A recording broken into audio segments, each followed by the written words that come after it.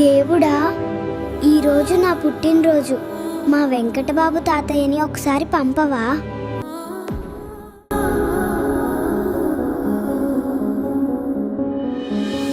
అమ్మమ్మో నేనేమి వింటేనమ్మా, వాకిళ్ళ నిలిచింది వాస్తవమా?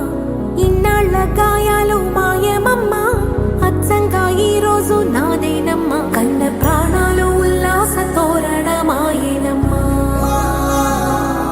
కంటి చెంపల్లోనూ నేను సంతోష ఛాయలమ్మా.